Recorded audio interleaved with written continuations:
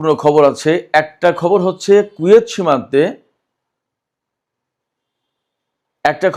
কুয়েতের কাছাকাছি সীমান্তে ইরান ট্যাঙ্ক, সাজোয়াজান এই ধরনের অনেক কিছু পাঠিয়েছে। অনেকে আশঙ্কা করছেন বা খবর ছড়িয়েছে এইভাবে যে ইরান কুয়েতের ভেতরে স্থল অভিযান চালাতে পারে। আসলে ব্যাপারটা কি সেটা নিয়ে আমি বিস্তারিত আলোচনা করব আশা করছি। এরপরে মার্কিন সামরিক ঘাঁটিগুলো একের পর এক লক্ষ্যবস্তুতে পরিণত হচ্ছে। একজন পশ্চিমা বিশ্লেষক তিনি বলছেন মধ্যপ্রাচ্যে মার্কিন বাহিনী এখন প্রকৃতপক্ষে বিপর্যয়ের মুখে, এমন খবর পাওয়া যাচ্ছে। একজন পশ্চিমা বিশ্লেষক বলেছেন মধ্যপ্রাচ্য থেকে ঘাঁটি ব্যবহার করে এখন আমেরিকা ইরানের বিরুদ্ধে যুদ্ধ করবে এরকম অবস্থা আর নেই। এপাশে মধ্যপ্রাচ্যের সাম্প্রতিক যুদ্ধে আমেরিকার যে বহু সংখ্যক সেনা হতাহত হয়েছে এই ব্যাপারে যুদ্ধমন্ত্রী পিট হেগসেথকে আজকে কংগ্রেসে জবাবদিহি করতে হবে, জেরার মুখে পড়তে হবে। পরিস্থিতি অনেক জটিল। এদিকে ইরাকের অভ্যন্তরে উত্তরাঞ্চলে একটা গোপন ঘাঁটি ধ্বংস করেছে, মার্কিন গোপন ঘাঁটি ধ্বংস করেছে ইরান। ইরাকের উত্তরাঞ্চলে একটা তেল ক্ষেত্র থেকে তেল উত্তোলন বন্ধ করেছে কানাডা। মধ্যপ্রাচ্যের যে সার্বিক সিচুয়েশন এবং হরমুজ প্রণালী আর বাবাল মানদেব প্রণালীতে ইয়েমেনিদের অবরোধ, সমস্ত সবকিছু মিলে নতুন করে তেলের দাম কিন্তু আবার বেড়ে গেছে। প্রতি ব্যারেল ব্রেন্ট ক্রুড বিক্রি হচ্ছে $90.85, অর্থাৎ $90.85। এই দাম গত এক মাসের ভেতরে সর্বোচ্চ, অর্থাৎ প্রতি ব্যারেল তেলের দাম অন্তত $20 বেড়ে গেল। এই যে যুদ্ধবিরতি হয়েছিল গত 17 এপ্রিল, তারপরে এই এক মাসের ভেতরে আবার প্রতি ব্যারেল তেলের দাম এখন $20 বেড়ে গেল। আর ওয়েস্ট টেক্সাস ইন্টারমিডিয়েট যে তেল সেটার দাম বর্তমানে অর্থাৎ আজকে বেড়ে $83.85, অর্থাৎ প্রতি ব্যারেল তেল কিনতে $83.85 খরচ করতে হচ্ছে। মার্কিন CNN টেলিভিশনের যে ওয়েবসাইট তাতে একটি বিশ্লেষণ দেয়া হয়েছে। সেই বিশ্লেষণে বলা হচ্ছে এই যুদ্ধে মারাত্মকভাবে দুটো জিনিস ভেঙে পড়েছে। সেই দুটো জিনিস হচ্ছে সাপ্লাই অ্যান্ড ডিমান্ড। ওই বিশ্লেষণে আরও কিছু কথা বলা হয়েছে, আমি আশা করি আপনাদের সামনে আমি বিস্তারিত আলোচনায় তুলে ধরব।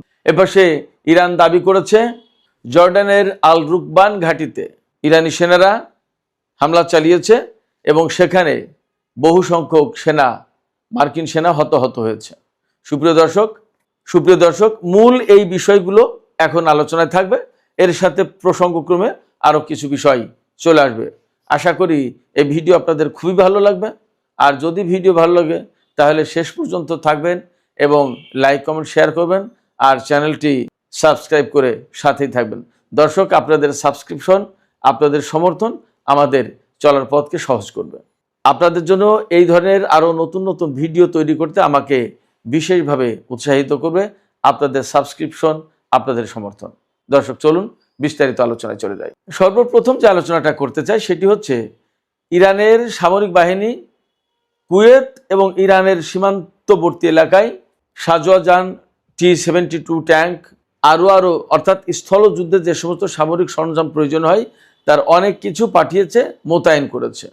আমরা সবাই জানি হয়তো যে কুয়েতের সাথে ইরানের কিন্তু সরাসরি সীমানা নেই, কিন্তু একেবারে ইরাকের দক্ষিণ পূর্ব অঞ্চল, এই অঞ্চলের সাথে ইরানের যে সীমান্ত সেখান থেকে একটু সামনে গেলেই কুয়েত, খুব বেশি দূরবর্তী জায়গা নয়, দূরবর্তী স্থান নয়। সেক্ষেত্রে এই খবর বেরিয়েছে যে ইরান কুয়েতে স্থল অভিযান চালাতে যাচ্ছে। আবার ঘটনাটা যদি তেমন না হয়, অর্থাৎ এখানে এক ধরনের বাধা আছে।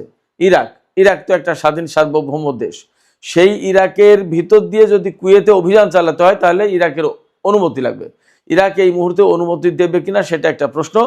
পাশাপাশি যদি ইরাকের ভেতর দিয়ে ইরান ধরুন কাউকে কোনো কিছু না বলে কুয়েতের ভেতরে স্থল অভিযান চালালো, তাহলে ইরাক কি ইরানের বিরুদ্ধে যুদ্ধে জড়িয়ে পড়বে নাকি কি করবে সেটা একটা প্রশ্ন। আবার আরেকটা প্রশ্ন হচ্ছে যে গত কিছুদিন ধরে বিভিন্ন জায়গা থেকে আমরা খবর পাচ্ছি, খবর আসছে, খবর প্রচার হচ্ছে যে আমেরিকা ইরানে স্থল অভিযান চালানোর জন্য মূলত ইরানের যে দক্ষিণ অঞ্চল এই অঞ্চলে ব্যাপকভাবে অভিযান চালাচ্ছে। এবং নতুন করে খবর আসছে কি যে অনেক বিমান আমেরিকা মধ্যপ্রাচ্যে নিয়ে এসেছে এবং এই সমস্ত বিমান জর্দান বা ইসরায়েলে রাখা হচ্ছে ইরানের বিরুদ্ধে ব্যাপকভাবে হামলা চালাবে বলে। ডোনাল্ড ট্রাম্প কিন্তু বলেছেন যে ইরানকে মূল্য দিতে হবে, মার্কিন সেনা হত্যার মূল্য দিতে হবে, অনেক বেশি মূল্য দিতে হবে। তো এই সমস্ত সব জায়গা থেকে দেখা যায় যে কুয়েত থেকে বা দক্ষিণ অঞ্চল থেকে, ইরানের দক্ষিণ পশ্চিমের অঞ্চল থেকে যদি আমেরিকা স্থল অভিযান শুরু করে তাহলে হয়তো ফ্রন্ট লাইনে সেই যুদ্ধ মোকাবেলার জন্য ইরান আগে ভাগেই তার সামরিক সরঞ্জাম রসদ সব পাঠিয়ে দিল। হয়তোবা ইরানের কাছে গোয়েন্দা তথ্য আছে যে আমেরিকা কুয়েত থেকেই ইরাকের ভেতর দিয়ে অভিযান শুরু করতে পারে। সেক্ষেত্রে ইরান আগে ভাগে প্রস্তুতিমূলক ব্যবস্থা নিয়ে রাখলো। তার মানে এই সামরিক সরঞ্জাম এবং সেনা মোতায়েন স্থল অভিযানের জন্য বা স্থল অভিযান ঠেকানোর জন্য যেটাই হোক ইরান যে মোতায়েন করলো, এর মধ্য দিয়ে অনেকগুলো চাপ সৃষ্টি হবে। প্রথম চাপ সৃষ্টি হবে মার্কিন সেনাদের উপরে, দ্বিতীয় চাপ সৃষ্টি হবে ইরাকের উপরে, তৃতীয় চাপ সৃষ্টি হবে কুয়েতের সরকার এবং জনগণের উপরে। এই ঘটনাটা অনেকগুলো প্রভাব ফেলবে, অর্থাৎ ইরানের এই যে সামরিক বাহিনী পাঠানো কুয়েত ইরাক সীমান্তে, এটার প্রভাব অনেক ক্ষেত্রে অনেকভাবে পড়বে।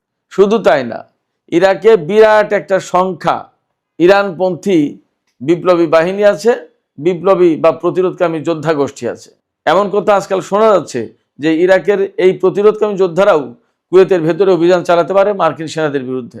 একটা বিষয় খেয়াল করবেন, গত কিছুদিন ধরে ইরান কিন্তু ব্যাপকভাবে কুয়েত, বাহরাইন, সংযুক্ত আরব আমিরাত এই সমস্ত দেশে ব্যাপকভাবে হামলা চালিয়েছে এবং বলা হচ্ছে, রিক সানচেজ, বললাম যে একজন পশ্চিমা বিশ্লেষক, তিনি বলছেন যে মধ্যপ্রাচ্যের মার্কিন ঘাঁটিগুলো আর এখন এইরকম অবস্থায় নেই যে যা দিয়ে ইরানের বিরুদ্ধে তারা হামলা চালাবে। লঞ্চ প্যাড হিসেবে এই ঘাঁটিগুলোকে ব্যবহার করার কোনো উপায় নেই। এই সমস্ত ঘাঁটিতে মার্কিন যে সমস্ত সেনা আছে তারা ভীষণ নিরাপত্তাহীনতা এবং অনেক জায়গায় ঘাঁটি অ্যাবান্ডন অর্থাৎ বাতিল ঘোষণা ছেড়ে দিয়েছে, পরিত্যক্ত ঘোষণা করেছে, এমন অবস্থা। গত কয়েকদিন ধরে ইরান কুয়েতের উপর ব্যাপক হামলা চালিয়েছে। বিশেষ করে গত রাতে তো ইরানি সামরিক বাহিনী IRGC তারা মার্কিন সেনাদের জন্য ব্ল্যাক নাইট ঘোষণা করেছে।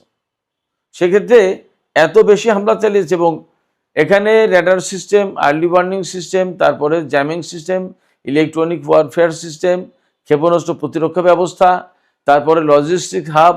কুয়েত কিন্তু লজিস্টিক হাব, এখান থেকে রসদ, সেনাদের বহু কিছু সাপ্লাই এখান থেকে দেয়া হয়। সেই কুয়েতের উপর যখন এইরকম হামলা চালিয়েছে, তার মানে এখন ইরান একদম গ্রাউন্ড তৈরি করে ফেলেছে। মেবি কুয়েতের উপর ইরান স্থল অভিযান চালাতে পারে অথবা ইরাকের প্রতিরোধকামী যোদ্ধারা শুরু করতে পারে মার্কিন বিরোধী অভিযান। তার মানে পরিস্থিতি দাঁড়াচ্ছে মধ্যপ্রাচ্যে আমেরিকা থাকতে পারবে কিনা, মার্কিন সামরিক ঘাঁটিগুলো থাকবে কিনা, মার্কিন সেনারা মোতায়েন এখানে থাকবে কিনা, সেই প্রশ্নেরই মীমাংসা হতে যাচ্ছে মনে হচ্ছে যা। এদিকে ইরাকের গভীর অভ্যন্তরে উত্তর পশ্চিম এলাকায় একটা গোপন মার্কিন সামরিক ঘাঁটিতে হামলা চালিয়েছিলেন এবং ঘাঁটিটা ব্যাপকভাবে ধ্বংস করে দিয়েছে, ক্ষতি করেছে। আর আমরা তো ইরাকের উত্তর পূর্বাঞ্চলীয় এলাকা যেটা এরবিল, সুলাইমানিয়া, এই সমস্ত এলাকায় কুর্দি ঘাঁটি, মার্কিন অবস্থান, এই সমস্ত জায়গায় গত কয়েকদিন ধরে ইরান সেখানেও বড় রকমের হামলা চালিয়েছে দফায় দফায়। তার মানে মোটামুটিভাবে আমরা যা দেখছি তাতে একদম ইরাকের উত্তর পূর্বাঞ্চল থেকে শুরু করে সিরিয়া, কুয়েত, জর্ডান, এপাশে বাহরাইন, সংযুক্ত আরব আমিরাত, কাতার, সৌদি আরব, এ পুরো এলাকা একেবারে মার্কিন সামরিক বাহিনীর জন্য অনিরাপত্ত করে তুললই, মার্কিন ঘাঁটিগুলোকে একদম তছনছ করে দেওয়ার চেষ্টা করেছে। আমার কাছে মনে হচ্ছে ইরান একেবারে চূড়ান্তভাবে আমেরিকার বিরুদ্ধে অভিযান চালাতে যাচ্ছে, হতে পারে দেশে দেশে স্থল অভিযান শুরু করবে। যদি তাই হয় তাহলে এই প্রশ্নের অবশ্যই এখানেই মীমাংসা হবে যে মধ্যপ্রাচ্যে মার্কিন সামরিক ঘাঁটি, মার্কিন সেনা এগুলো থাকবে কিনা। ইরান কিন্তু গতকাল বলেছে যে এই অঞ্চল আমেরিকার না, অতএব এই অঞ্চলে আমেরিকার সেনারা থাকতে পারবে না। যতক্ষণ পর্যন্ত এই অঞ্চল মুক্ত না হচ্ছে ততক্ষণ পর্যন্ত তারা লড়াই চালিয়ে যাবে। ইরাকের অবস্থা আসলে যথেষ্টই জটিল। ইরান সেখানে ব্যাপকভাবে দফায় দফায় হামলা চালাচ্ছে। এই প্রেক্ষাপটে ইরাকের উত্তর অঞ্চল থেকে, কুর্দি অঞ্চল থেকে সম্ভবত, ওই অঞ্চলে তেল বেশি, কিন্তু ওই অঞ্চল থেকে কানাডা একটি তেল ক্ষেত্র থেকে তেল উত্তোলন বন্ধ ঘোষণা করেছে। তার মানে তেলের বাজারে তেলের সাপ্লাইয়ে নতুন করে আর এক রকমের চাপ সৃষ্টি হলো। এর চেয়েও বড় কথা হচ্ছে তেল তুললেও অনেক ক্ষেত্রেই তেল সরবরাহ করা যাচ্ছে না, আন্তর্জাতিক বাজারে পাঠানো যাচ্ছে না। হরমুজ পণ্যের সংকট, এপাশে নতুন করে ইয়েমেনের হুতি আন্দোলনের যোদ্ধারা বা হুতি সমর্থিত সরকারের সেনাবাহিনী বাবাল বান্দে প্রণালীতে সৌদি আরবের বিরুদ্ধে নৌ অবরোধ ঘোষণা করেছে, যার প্রেক্ষাপটে সৌদি আরব হরমুজ প্রণালী বাদ দিয়ে বাবাল বান্দে প্রণালী দিয়ে বা লোহিত সাগর দিয়ে যে সমস্ত তেল বিভিন্ন দেশে পাঠাচ্ছিল সেইগুলো এখন বন্ধ হয়ে গেল। তাতে তেলের দাম বেড়ে গেছে। ডোনাল্ড ট্রাম্প অবশ্য গতকাল এক ধরনের কৌশলের আশ্রয় নিয়েছিল এবং এই জন্য যুদ্ধবিরতির একটা ফ্লো ছড়িয়ে দেওয়া হয়েছিল যে ইরানের সাথে আমরা আবার আলোচনায় যাচ্ছি, 10 দিনের যুদ্ধবিরতি ইত্যাদি ইত্যাদি। এগুলো পজিটিভ কথা। তো এই পজিটিভ কথা বলার পরে আন্তর্জাতিক বাজারে তেলের দাম প্রায় $1 মতো কমে এসেছিল।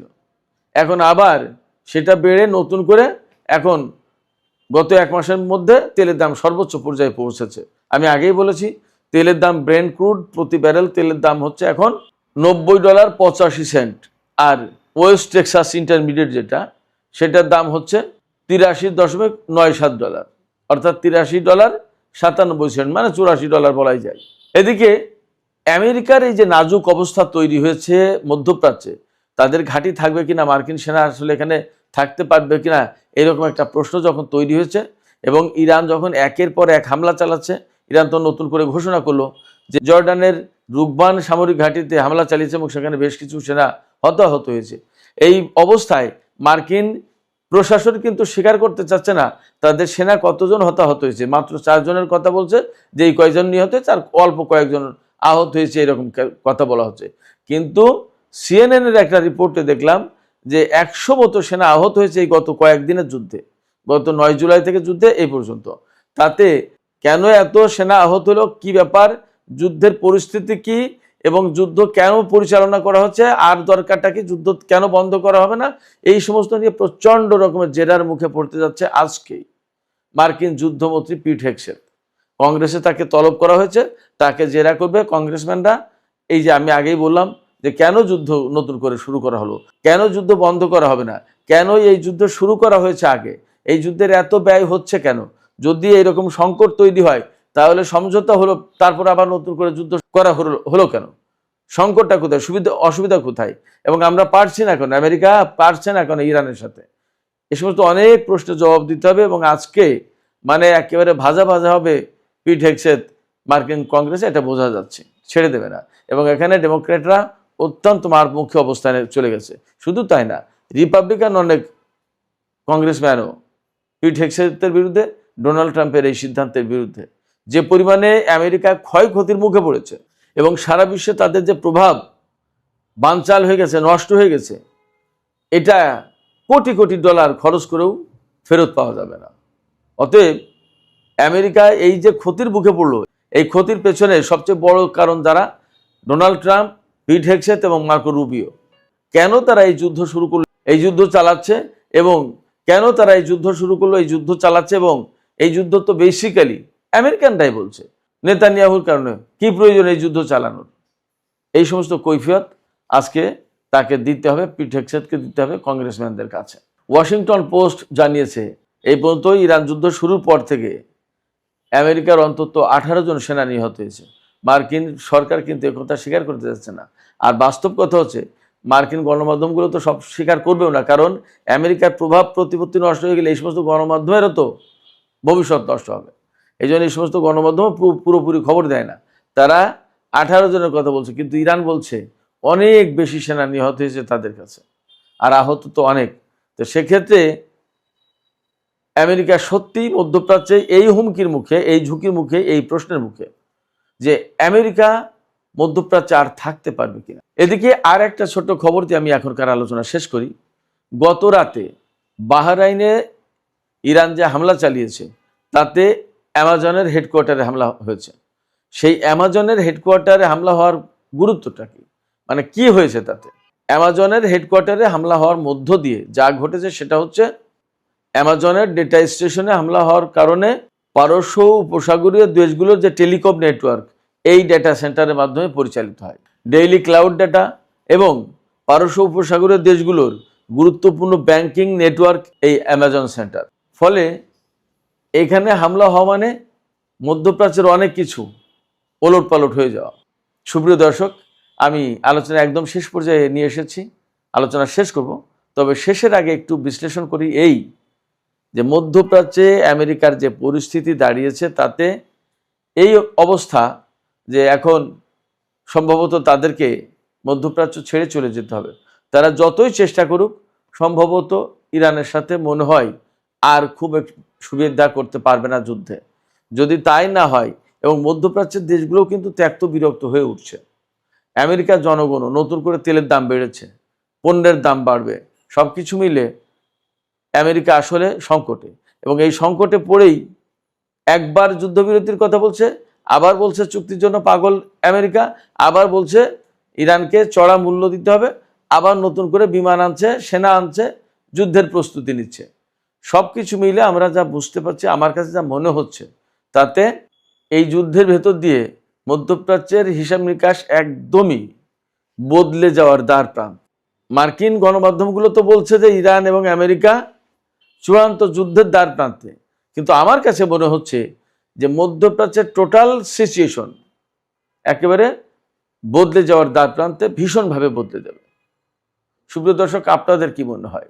পরিস্থিতি যা, তাতে কি মনে হচ্ছে যে আমেরিকা এই অঞ্চলে তার ঘাঁটিগুলো ধরে রাখতে পারবে, নাকি মনে হচ্ছে যে আসলে মধ্যপ্রাচ্যের সমস্ত সমীকরণ বদলে যাচ্ছে এবং মার্কিন সেনারা সম্ভবত মধ্যপ্রাচ্য থেকে চলে যেতে বাধ্য হবে? আপনাদের কি মনে হচ্ছে? আপনারা কমেন্টে আপনাদের মতামত জানাতে পারেন। আর ভিডিও ভালো লাগলে আবারও বলি, লাইক, কমেন্ট, শেয়ার করবেন এবং চ্যানেলটি সাবস্ক্রাইব করে সাথেই থাকবেন। দর্শক, এখনকার আলোচনা। আজ 21শে জুলাই 2026-এর সন্ধ্যা, আর আজকের এই প্রতিবেদনে আপনারা দেখবেন কিভাবে ইরান বাহরাইনে থাকা অ্যামাজন কোম্পানির আস্ত একটা ডেটা সেন্টার মিসাইল মেরে উড়িয়ে দিয়েছে। ইরানের পরমাণু ঘাঁটিগুলোর উপর হতে পারে এ যাবৎকালের সবচেয়ে বড় হামলা। ইরান শেষ পর্যন্ত কোথায় লুকিয়ে রাখলো তাদের মহামূল্যবান নিউক্লিয়ার মেটেরিয়াল? দর্শক বন্ধুরা, আজকের এই ভিডিওতে থাকছে অনেকগুলো বড় খবর, তাই শুরু থেকে শেষ পর্যন্ত অবশ্যই সাথে থাকুন, অনেক ইনফরমেশন পাবেন। দর্শক, ইরান এখন আর শুধু আমেরিকার সামরিক ঘাঁটিগুলোকেই নিশানা করছে না, বরং সেই সব বাণিজ্যিক প্রতিষ্ঠানগুলোকেও টার্গেট করছে যাদের বিরুদ্ধে মার্কিন সেনাকে সাহায্য করার অভিযোগ রয়েছে। ইরান এখন দাবি করেছে যে তারা বাহরাইনে থাকা বিশ্বের অন্যতম বৃহৎ কোম্পানি অ্যামাজনের একটা বিশাল ডেটা সেন্টার মিসাইল মেরে পুরোপুরি ধ্বংস করে দিয়েছে। আজকের খবর, আজ 21শে জুলাই দুপুরে ইরানের আইআরজিসি দাবি করে যে তাদের অ্যারোস্পেস ফোর্স বাহরাইনে অবস্থিত অ্যামাজনের সেন্ট্রাল ডেটা ইনফ্রাস্ট্রাকচারের উপর ক্রুজ মিসাইল দিয়ে হামলা চালিয়েছে এবং তা পুরোপুরি ধ্বংস করে দিয়েছে। আইআরজিসির বক্তব্য হলো, এই ডেটা সেন্টারটি নিছক কোনো বাণিজ্যিক জায়গা ছিল না, বরং এটা মার্কিন সেনাকে ডেটা এবং টেকনিক্যাল সাপোর্ট দিচ্ছিল। আর ঠিক সেই কারণেই এটিকে সামরিক লক্ষ্যবস্তু হিসাবে ধরে নিয়ে এর উপর হামলা চালানো হয়েছে। ইরানের দাবি, দারখোভিনে হওয়া মার্কিন হামলার কড়া জবাব দিতেই এই পদক্ষেপ নেওয়া হয়েছে। কারণ ইরানের মতে সেখানে মার্কিন বাহিনী সিভিলিয়ান ইনফ্রাস্ট্রাকচারকে নিশানা করেছিল। মনে আছে নিশ্চয়ই, সেখানে ইরানের একটা সিভিলিয়ান নিউক্লিয়ার প্ল্যান্টের উপর হামলা হয়েছিল। এখন ইরানের এই দাবি যদি সত্যি হয়, তবে এর মানে দাঁড়ায় যুদ্ধ এখন আর শুধু সামরিক ঘাঁটির মধ্যেই সীমাবদ্ধ নেই, বরং প্রযুক্তি, ডেটা এবং ডিজিটাল পরিকাঠামো এখন এই সংঘাতের অংশ হয়ে দাঁড়িয়েছে। অর্থাৎ মিসাইলগুলো এখন আর শুধু বড় বড় সেনা ঘাঁটি খুঁজছে না, বরং ডেটা এবং তথ্য যেখানে আছে সেখানেও মিসাইল মারছে। এবার আসুন দুটো খুব বড় খবর শোনা যাক। এই খবরগুলো ইরানের পরমাণু ঘাঁটি এবং নিউক্লিয়ার উপাদানের সাথে যুক্ত। এটা খুব গুরুত্বপূর্ণ। ইরানের পরমাণু কেন্দ্রগুলোর উপর কি এ যাবৎকালের সবচেয়ে বড় হামলা হতে চলেছে? আর এই হামলা কি যে কোনো মুহূর্তেই শুরু হয়ে যেতে পারে? আশ্চর্যের বিষয় হলো, এবার এমন ইঙ্গিত শুধু আমেরিকার মিডিয়াই দিচ্ছে না, বরং রাশিয়ার সরকারি মিডিয়া সেখান থেকেও এই সিগন্যাল আসতে শুরু করেছে। আজ 21শে জুলাই সকাল ঠিক 6টার দিকে রাশিয়ার সরকারি মিডিয়া আরটি একটি অত্যন্ত গুরুত্বপূর্ণ রিপোর্ট শেয়ার করে, যা ইরানের নিউক্লিয়ার ফ্যাসিলিটিগুলো নিয়ে আবারও বড়সড় প্রশ্নের জন্ম দিয়েছে। RT নিউজের সূত্র ধরে দাবি করেছে যে যদি ইরানের সাথে পুরোদমে বা ফুল স্কেল যুদ্ধ আবারও শুরু হয়, তবে ডোনাল্ড ট্রাম্প ইরানের নিউক্লিয়ার ফেসিলিটিগুলোর উপর নতুন করে এবং আগের চেয়েও অনেক বড় হামলার নির্দেশ দিতে পারেন। মানে এক কথায় নিউক্লিয়ার ঘাঁটিগুলো এবার ধূলিসাৎ করে দেয়া হবে। এদিকে ইরান আজই ঘোষণা করে দিয়েছে যে ফুল স্কেল যুদ্ধ ইতিমধ্যেই শুরু হয়ে গেছে। এই রিপোর্টে আরও বলা হয়েছে যদি যুদ্ধ আরও জোরদার হয় তাহলে ইসরায়েলও আমেরিকার সাথে হাত মিলিয়ে ইরানের নিউক্লিয়ার ফেসিলিটিগুলোর উপরে বোমাবর্ষণে অংশ নেবে, এবং সেটা হবেই, কারণ নেতানিয়াহু এই মুহূর্তে চরম বেপরোয়া হয়ে আছেন। অর্থাৎ এখন আর শুধু মিসাইল ঘাঁটি, এয়ারবেস বা মিলিটারি ক্যাম্পগুলো নিশানা হবে না, বরং সরাসরি ইরানের নিউক্লিয়ার প্রোগ্রামকেই টার্গেট করা হতে পারে। দর্শক বন্ধুরা, একটা কথা মাথায় রাখবেন, এই ধরনের রিপোর্ট কিন্তু এমনি এমনি সামনে আসে না।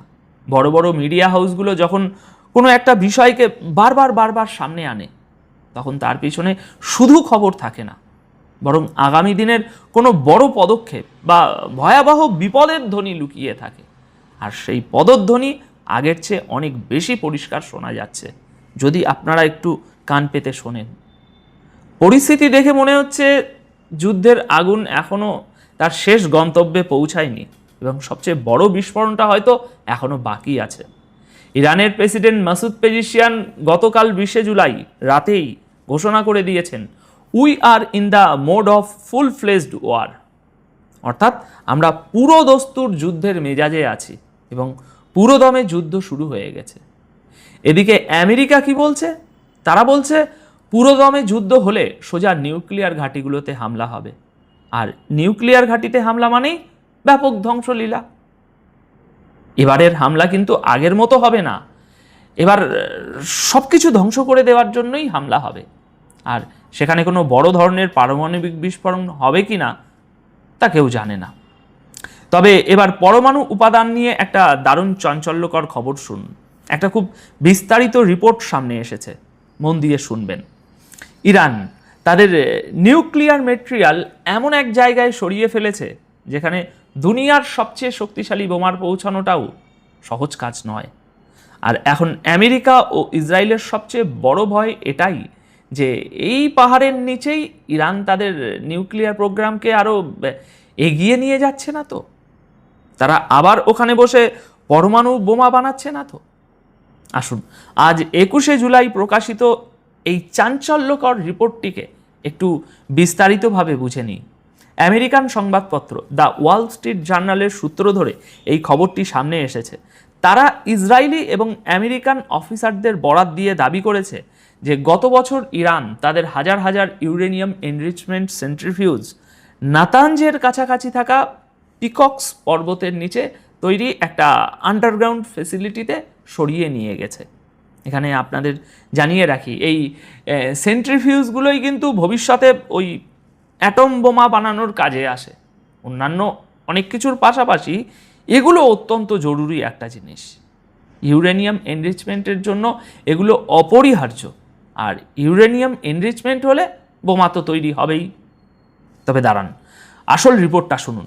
মূল চমক তো এখনও বাকি এই রিপোর্টের। এই রিপোর্ট অনুযায়ী আপনার ইউরেনিয়াম সরানোর এই কাজ আজ নয়, গত বছর সেই 12 দিনের যুদ্ধের পর হয়েছিল, যে যুদ্ধে আমেরিকা এবং ইসরায়েল ইরানের 3টি বড় নিউক্লিয়ার ফ্যাসিলিটির উপর ভয়ঙ্কর বোমা বর্ষণ করেছিল। মার্কিন এবং ইসরায়েলি অফিসারদের বক্তব্য হলো, এত গুরুত্বপূর্ণ নিউক্লিয়ার যন্ত্রপাতি এত গভীরে নিয়ে যাওয়ার একটাই অর্থ, ইরান যে কোনো মূল্যে তাদের ইউরেনিয়াম এনরিচমেন্ট প্রোগ্রামকে বাঁচিয়ে রাখতে চায়। এর জন্য তাদের উপর যত সামরিক হামলাই হোক না কেন, যত বোমাই পড়ুক না কেন, তারা পরোয়া করে না। আর অফিসারদের এই কথাগুলো থেকেই স্পষ্ট কনফার্ম হয়ে যাচ্ছে যে হ্যাঁ, যন্ত্রপাতিগুলো সেখানে সত্যিই পৌঁছে গেছে। রিপোর্টে আরও জানানো হয়েছে যে পিকক্স নামের এই পাহাড়টি ইরানের নাতানজ নিউক্লিয়ার কমপ্লেক্সের দক্ষিণে অবস্থিত, আর এর নিচে তৈরি হওয়া সুড়ঙ্গগুলো গ্রেনাইট পাথরের ভিতরে 100 মিটারেরও বেশি গভীরে চলে গেছে। আর আপনারা জানেন গ্রেনাইট পাথর নিজে থেকেই কতটা শক্ত আর মজবুত হয়। আমেরিকার একটি বিখ্যাত নিউক্লিয়ার রিসার্চ থিঙ্ক ট্যাঙ্কের নাম শুনুন, ISIS। এদের মতে মাটির তলার এই নতুন ঘাঁটিটি ইরানের ফর্দো নিউক্লিয়ার ঘাঁটির চেয়েও বেশি গভীর এবং অনেক বেশি সুরক্ষিত। আর আজ পর্যন্ত হওয়া কোনো মার্কিন বা ইসরায়েলি হামলায় একে নিশানা করা হয়নি, কারণ এখানে বোমা ফেললেও তা বিশেষ কোনো কাজে আসবে না। রিপোর্টে এটাও বলা হয়েছে যে এত গভীরে আঘাত আনা দুনিয়ার সবচেয়ে শক্তিশালী বাংকার বাস্টার বোমার পক্ষেও এক প্রকার অসম্ভব। তবে হ্যাঁ, যদি একসাথে 20-25টা ওরকম শক্তিশালী বোমা ফেলা যায় তবে হয়তো কিছু ক্ষতি হতে পারে। অন্যদিকে ইরানের দাবি এই জায়গাটি শুধুমাত্র অ্যাডভান্স সেন্ট্রিফিউজ তৈরি এবং সেগুলোকে অ্যাসেম্বল করার জন্য ব্যবহার করা হচ্ছে, ইউরেনিয়াম এনরিচমেন্টের জন্য নয়। কিন্তু আশ্চর্যের বিষয় হলো ইরান আবার ইন্টারন্যাশনাল অ্যাটমিক এনার্জি এজেন্সি বা IAEA এর পরিদর্শকদের এই ফেসিলিটিতে ঢোকার অনুমতি একদমই দেয়নি। IAEA এর ডিরেক্টর জেনারেল রাফেল গ্রোসি বেশ কয়েকবার ইরানের কাছে ওই জায়গার ব্যাপারে জবাব চেয়েছেন, কিন্তু তিনি নিজেই বলেছেন যে ইরানের কাছ থেকে তিনি সেরকম কোনো সন্তোষজনক বা স্পষ্ট জবাব পাননি। আর ঠিক এই কারণেই আমেরিকা এবং ইসরায়েলের সন্দেহ এখন ক্রমশ বাড়ছে। তাদের মনে এই ভয়টা আরও জেঁকে বসছে যে ইরান হয়তো তাদের সবচেয়ে গুরুত্বপূর্ণ নিউক্লিয়ার মেটেরিয়াল এমন কোনো সুরক্ষিত জায়গায় সরিয়ে ফেলেছে ইতিমধ্যেই, যেখান থেকে তাকে ধ্বংস করা প্রায় অসম্ভব। আর সেটা খুব সম্ভবত ওই পিকক্স পাহাড়ের নিচেই। এদিকে আপনার ডোনাল্ড ট্রাম্পও এর আগে বলেছিলেন যে আমেরিকা কোনো মূল্যেই ইরানকে পরমাণু অস্ত্র অর্জন করতে দেবে না। আর তিনি বিশেষভাবে এই পিকক্স মাউন্টেনের কথা উল্লেখ করে বলেছিলেন যে আমেরিকা ওখানকার প্রতিটি গতিবিধির উপর এখন কড়া নজর রাখছে। তাই এখন সবচেয়ে বড় প্রশ্ন হলো, ইরান কি সত্যি তাদের সবচেয়ে গুরুত্বপূর্ণ নিউক্লিয়ার উপাদান ওই পিকক্স পাহাড়ের নিচে লুকিয়ে ফেলেছে, নাকি সেগুলোকে আরও বেশি সুরক্ষিত অন্য কোনো জায়গায় ইতিমধ্যে শিফট করে দেয়া হয়েছে? এর জবাব তো শুধু ইরান জানে, আর নয়তো উপরওয়ালা জানে। তবে এটুকু নিশ্চিত করে বলা যায়, যখন বিশ্বের সবচেয়ে বড় বড় সংবাদপত্রগুলোতে এই ধরনের রিপোর্ট ক্রমাগত সামনে আসতে থাকে, তখন তার পিছনে শুধু সাধারণ খবর থাকে না, বরং কোনো বড় পদক্ষেপের ইঙ্গিত লুকিয়ে থাকে। আমি বারবার আপনাদের এই কথাটাই বোঝানোর চেষ্টা করি। মাঝে মাঝে এই খবরগুলো একটা পরিবেশ তৈরি করে এবং হামলার জন্য উস্কানি দেয়। এই খবরগুলোই পরোক্ষভাবে বলে দেয় যে পরবর্তী বড় হামলাটা কোথায় হতে চলেছে বা